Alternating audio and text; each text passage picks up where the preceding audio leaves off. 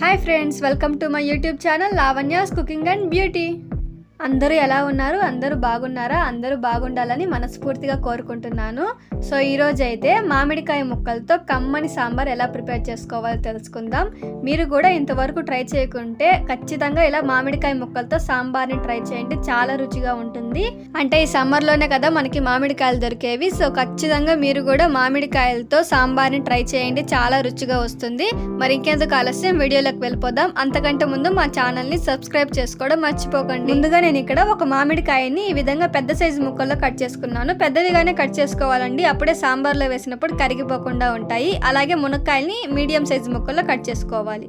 ఒక గ్లాస్ కందిపప్పుని ముందుగా నానబెట్టుకున్నాను. మీరు ముందుగా నానబెట్టుకోవచ్చు, లేకపోతే అలా కూడా వేసుకోవచ్చు. ఇందులో చిన్న చింతపండుని వేసుకున్నాను. అలాగే 1 స్పూన్ పసుపు వేసుకున్నాను. 1 గ్లాస్ వాటర్ని ముందుగానే యాడ్ చేసుకునేసాను. చింతపండు కొద్దిగానే వేసుకోవాలండి, ఎందుకంటే మామిడికాయలు వేస్తాం కాబట్టి పులుపు సరిపోతుంది. ఇలా 2 విజిల్ల తర్వాత ఈ విధంగా బాగా ఉడికిపోయింది. వీటిని గరిటెతోనే స్మాష్ చేసుకునేస్తున్నాను.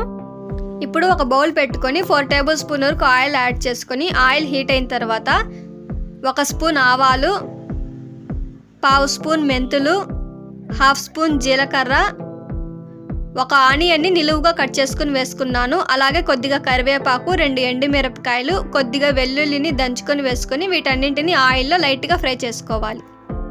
ఇలా లైట్గా ఫ్రై అయిన తర్వాత 2 టమాటాలని కట్ చేసుకుని వేసుకొని వీటిని కూడా లైట్గా ఫ్రై చేసుకోవాలి. మరీ ఎక్కువ అవసరం లేదండి. ఈ విధంగా లైట్గా ఫ్రై అయిన తర్వాత మనం కట్ చేసుకున్న మునక్కాయ ముక్కల్ని కూడా యాడ్ చేసుకోవాలి. వీటన్నింటిని ఒకసారి బాగా కలుపుకొని ఇప్పుడు 2 స్పూన్ల ధనియాల పొడి, 3 స్పూన్ల కారం పొడి, 1 స్పూన్ సాంబార్ పొడి వేసుకొని టేస్ట్కి సరిపడినంత సాల్ట్ని యాడ్ చేసుకొని వీటన్నింటిని బాగా కలుపుకోవాలి. ఇలా బాగా కలుపుకొని ఇందులో 1.5 గ్లాస్ వాటర్ని యాడ్ చేసుకోవాలి. వీటన్నింటిని కూడా ఒకసారి బాగా కలిపేసుకొని మూత పెట్టేసి ఒక 5 మినిట్స్ ఉడికించుకోండి. సో చూసారు కదండి, మరీ మునక్కాయలు మెత్తగా ఉడకలేదు, ఒక 50% ఉడికింది. ఇలా 50% ఉడికినప్పుడు మనం ముందుగా స్మాష్ చేసి పెట్టుకున్న కందిపప్పుని యాడ్ చేసుకొని వీటన్నింటిని బాగా కలిపేసుకొని మూత పెట్టేసుకొని ఒక 3 to 4 మినిట్స్ ఉడికించుకోండి, చాలు.